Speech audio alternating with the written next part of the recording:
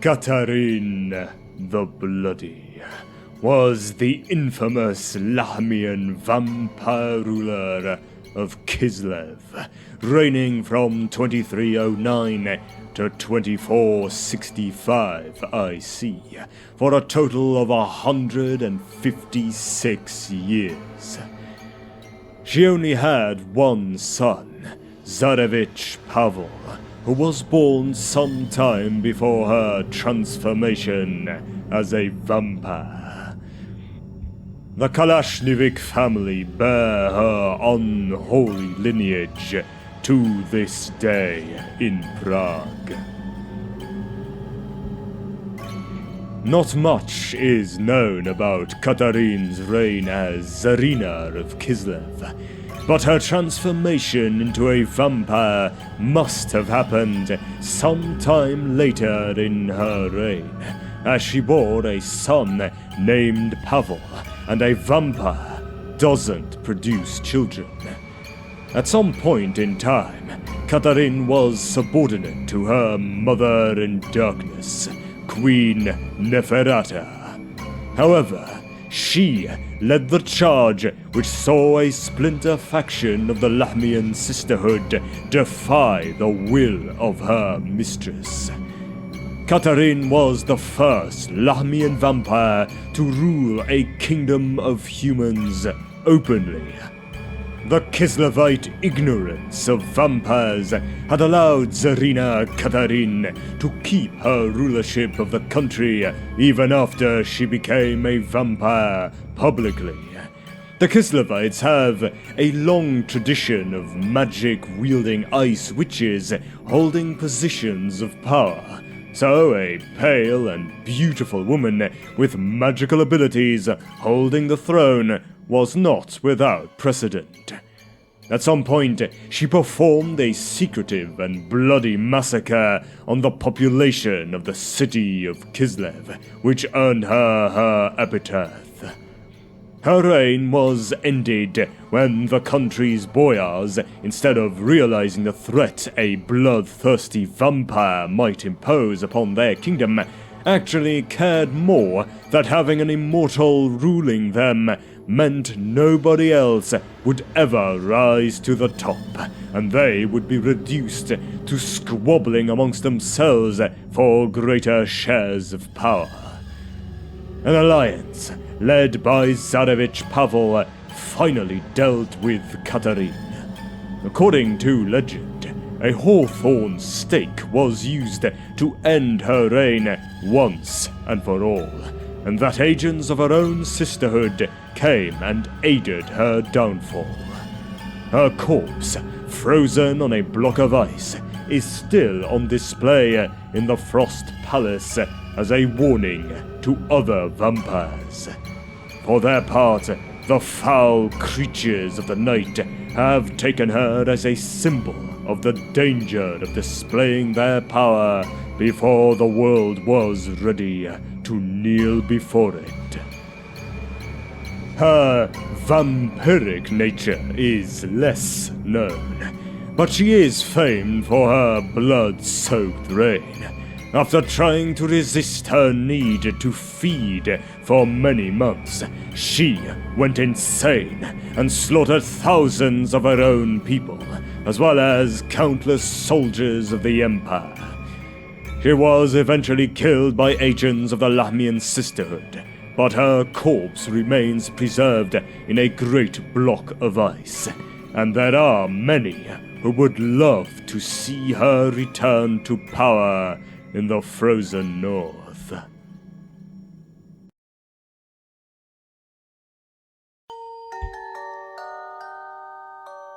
Ulrika MAGDOVA Stragov is the daughter of Ivan Mikhailovich Stragov, one of the Kislevan March boyars who guards the borders of that snowy land against the depredations of chaos. She is a tall, independent woman, as ferocious in combat as any man, skilled with the bow, and an accomplished horsewoman. Felix Jäger first met Ulrika on the dwarf airship Spirit of Grugni as they flew to the far north in search of the lost dwarf stronghold of Karak-Dum. He was immediately attracted by her stunning looks and confident nature, so different from most Empire women. Their affair proved to be passionate but stormy, until circumstances drove them apart. Ulrika was the daughter of Ivan Petrovich Stragov, a March boyar and a distant cousin of the Duke of Prague. He was also a friend of the dwarf Borek Forkbeard, helping him on an expedition to Karak-Dum by guiding to the edge of the Chaos Wastes and meeting the survivors when they returned. She was a skilled rider, having done so since she was a child, and was skilled enough with a sword to have beaten all her father's guards at saber practice as well as the local noblemen. She boasted that no man had bested her in swordplay since she was 15 years old. She was equally skilled at archery, both on foot and on horseback. Aged 20, she first met Felix Jäger in Middenheim, waiting to board the Spirit of Grugni. She had traveled to the city of the White Wolf at the request of her father, who had completed the preparations the dwarves had required, building a way station on his land for the giant airship to resupply. On the eve of the new expedition's departure to see Karak-Dum, she and Felix slept together for the first time. Soon after, an attack was ordered by Grey Seer Thankwall on her father's mansion, with the specification that all women and children should be captured rather than killed, so they could be used to manipulate males such as Felix. Ulrika killed half a dozen Skaven herself before being clubbed unconscious, and the Grey Seer was surprised that she was unafraid of him when she was brought before him, but excited that she might be important to the companion of the hated and feared GOTREK Gurneson. When the Spirit of Grugni returned, Thankwall prepared to unleash his hidden Skaven on his most hated foes. But as he prepared to cast a spell, Ulrika kicked him in the groin before escaping, throwing his minions into total confusion. As the battle began, she fought her way to the cellar where her father and other survivors were imprisoned, freeing and arming them before also releasing the wizard Maximilian Schreiber. She and Felix were reunited in the aftermath of the battle and resumed their affair. When her father discovered that a vast chaos horde was on its way into Kislev, he asked Borek to take Ulrika and two of his most trusted guards, Oleg and Standa, on the airship to inform the Ice Queen of Kislev of the threat. Although his daughter was not pleased to be sent away from her clan before the battle.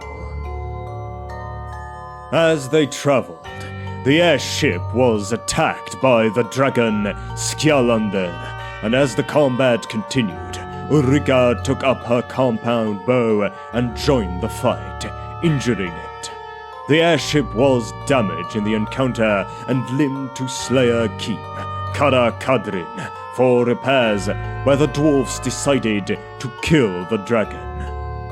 Wanting to reach the court of the Ice Queen and deliver her warning, she and her guards agreed to accompany Felix, with whom she had begun to quarrel, and the dwarves as far as the fork in the pass at Urskroy, and then continue on their journey. However, Realizing that she loved him, she decided to accompany him to face the dragon. This time, she struck it in the eye with a well-placed arrow, saving GOTREK. Once it was slain, they returned to KATTARIN, and with the spirit of Grugni repaired, they delivered her message and traveled to Prague. Once there, she and FELIX continued to regularly argue and make up passionately, as she hoped that her father would fight his way to the city ahead of the advancing horde. During the subsequent siege of the city, she fell ill and was only saved by the magic and prayers to Shalia of Mux, and the two began to spend time together, getting on better than she and FELIX had. Following the breaking of the siege, she and FELIX ceased being a couple, and she spent even more time with Mux whilst also being reunited with her father. As their relationship grew, the couple was noticed by the vampire Adolphus Krieger. Count Andriev, another noble cousin of Ulrika's, enlisted the assistance of the group, Ulrika, FELIX, Snorri, and Mux, in protecting an ancient artifact, the Eye of Khemri, from another collector of relics from the Empire. The other nobleman had already got rid of both his guards and his house magician. Mux examined the artifact, but only discovered it was linked to its creator, Nagash, and was struck into a coma, later being found in that condition by Ulrika shortly before the mansion was attacked by the minions of Adolphus, the mysterious nobleman from the Empire. Whilst FELIX, Snorri, and GOTREK were distracted, Ulrika and Andriev remained in the vault and found themselves trapped when the vampire forced his way in. Adolphus offered her life if she did not resist, but she attacked. Dodging her, the vampire claimed the eye from Andriev as he killed him. As FELIX and the others arrived, Ulrika attacked again and was overpowered and used as a hostage against them. Using her as a shield, the vampire escaped, seeing her as both a valuable source of information on his foes and a beautiful companion. Having pledged to FELIX, she could leave whenever she wished to. As they traveled back to the Empire, Adolphus began the process of the dark kiss that would turn her into a vampire. She tried to kill him several times, but was easily overpowered. He also gained much information on her former companions. Several times Ulrika escaped, only to be brought back with equal ease. She found herself taking increasing pleasure in the draining of her blood, as well as, reluctantly, Adolphus's conversations, as he told her of all the people he had met and places he had been to. Once he had awoken the eye, he finally turned her, against her will, into a vampire. Ulrika the Vampire. Once he had successfully transformed her into the undead, or one of the arisen as he preferred to be called, Adolphus left her to continue his plans, raising a horde of the dead to rebuild Drakenhof. Consequently, she awoke alone and confused in a mausoleum cell, unaware of what had occurred.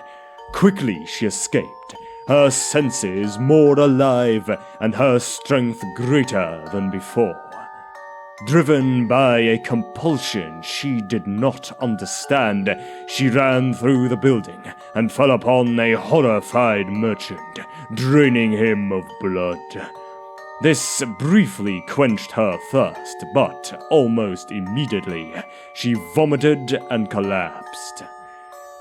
She awoke in a fine bedroom with Adolphus, who tried to convince her to join him as he carved out a new kingdom of the undead, using the eye to compel all other vampires to serve him.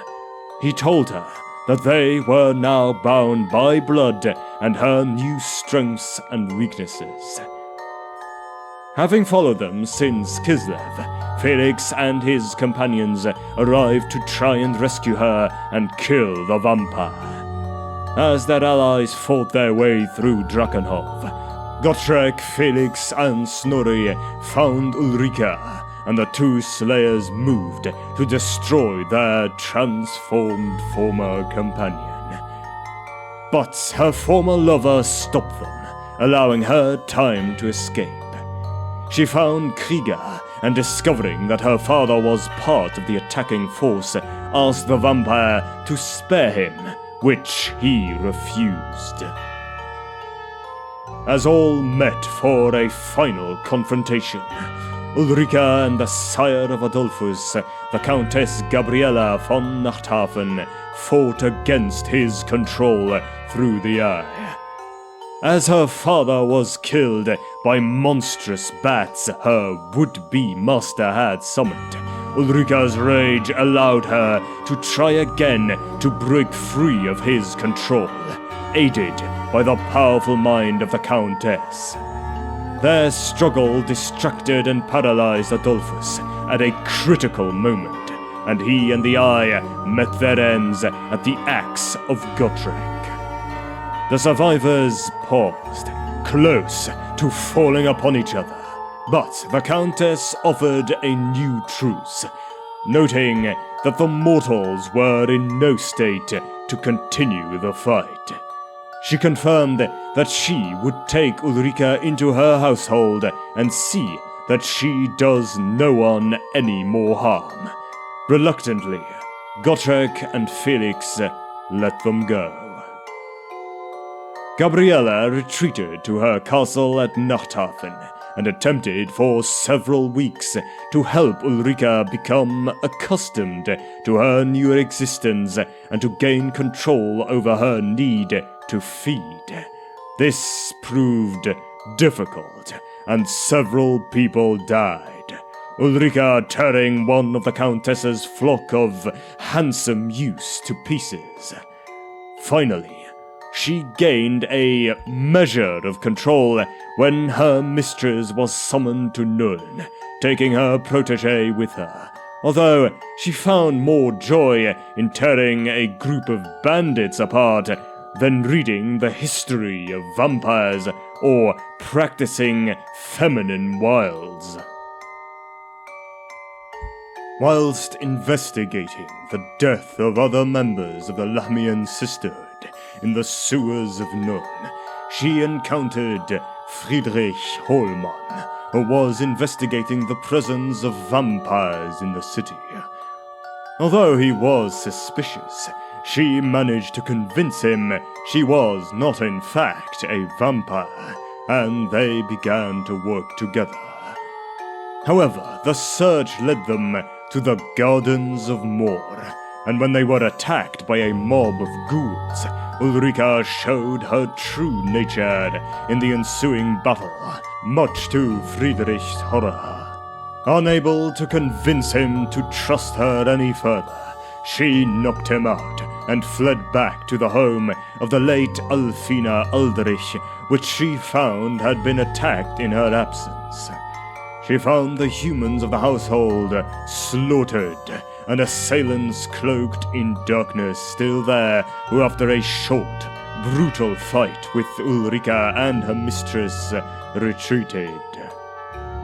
A subsequent conference went badly, with Gabriella being accused of being part of the plot to murder Hermione von Auerbach, her rival. And worse was to come when Roderick von Waldendorf, her champion, revealed that Hermione had bled him and made him her swain. A fight broke out with Gabriella and Ulrika retreating into the street, and then heading to the Wolf's Head Tavern, where Mistress Matilda ruled. But this, in turn, was burnt down, forcing all within to flee. The witch hunters nearly caught them as they fled the fire, and then they were further pursued by Hermione's men and Roderick. They escaped them, but then ran into a mob searching for vampires, where the maid Lot was tortured and killed. To survive and move about the city, they adopted the guise of a whore and her drake. They quickly discovered that Hermione had retreated to her country home and had apparently invited Matilda to join her there. Still trying to discover what was going on, Gabriella sent Ulrika back to the Gardens of Moor, where she again encountered Witch Hunter Holman, saving him from ghouls. They then explored the crypt, encountering more ghouls before discovering various clues and a huge empty coffin, but found themselves locked. They escaped, but Ulrika made Holman vow not to harm her or her companions. She arrived at Mount House to find that both Gabriella and Matilda had been captured, but she was able to reveal that Ottilia was a traitor, bitter about not having gotten the blood kiss despite her years of loyalty.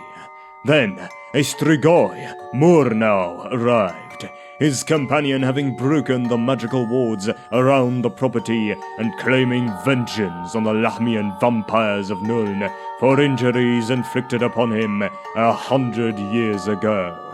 A huge fight ensued. Luckily, Friedrich Holman arrived, killing the sorcerer, and together with Ulrika finally killed Murnau. But then, the rest of the witch hunters also arrived. Despite everything, Gabriella managed again to convince Captain Meinhard Schenk that they were not vampires, and he was dispatched to pursue the fleeing Ottilia. As the other vampires prepared to fake their deaths, Ulrika was given the choice to either make Holman her swain or kill him. She could do neither and put him to sleep, so Gabriella snapped his neck, killing him before they left. Bodies resembling the surviving vampires, including Ulrika, were torn apart as if by ghouls, making the face unrecognizable and left to be found, whilst new identities were adopted and appearances changed. Gabriella was ordered to join the coven in Nuln, opening a new brothel as a cover, whilst Ulrika and Famke began to become friends. Frustrated by the restrictions that her mistress placed upon her, Ulrika broke her vow, stole the coin and jewelry in the house, and ran to Hermione's townhouse to try and persuade Famke to run away with her. They were interrupted by Hermione, and Ulrika was forced to flee the city. She fled north, hiding from humans as much as possible, and after her first unfortunate victim, feeding on the worst of humanity, bandits, cultists, pimps, rapists, and thugs. Finally, she arrived in Prague, following the defeat of Arek Demonclaw, hoping to perhaps find some of her old comrades, but also fearing what would happen if she did. A lancer of the Griffon Legion, Peter Ilanovich Chesnikov, found her fighting Chaos Marauders and let her ride with him into the city. She made her way to the White Boar Inn, finding Snorri Nosebiter, who told her Max was staying in the noble quarter. But she discovered he had taken a beautiful ice witch as a lover. Later, she discovered the victim of a chaos cult and found captive refugee girls held for it. She decided to join them and see where they were taken. She killed the cultists, interrogating one to try and find their leader and release the girls to flee into the night. As she chased the last surviving cultist, she was confronted by a trio of female vampires. They introduced themselves as Lahmians, their leader, Boyarina Evgena Borodin, demanding to know what she was doing in Prague.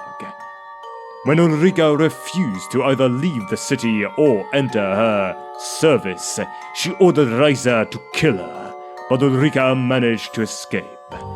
She continued to pursue the cult and attacked a large gathering, but was nearly overcome by the warlock who led it. Being saved by another vampire who suggested she learn to be a vampire elsewhere. He reluctantly introduced himself as Stefan von Korn, and that he was seeking vengeance on the killer of his blood father. She approached the Lahmians, seeking an audience and requesting to enter into the service of Evgena, but also warned her against a rising cult of Slanesh, pleading that Boyarina act against it. Although Evgena was reluctant to do so, fearing exposure, she was persuaded by Galliana, who counseled that if there was a threat, it could affect them all. She then extracted a blood vial from the young vampire, binding her lightly to her before dispatching her with Reisa to act against the cult.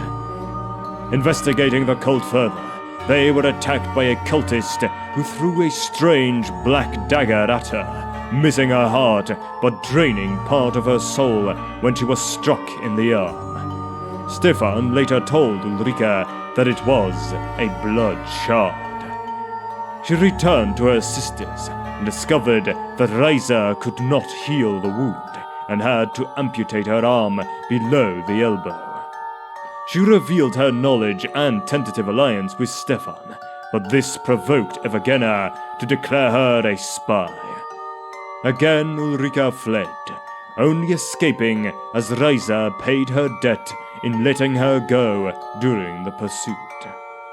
Some of the cultists were later found dead, and she joined with Stefan again as the cult was attempting to steal the vial of Fieremonte.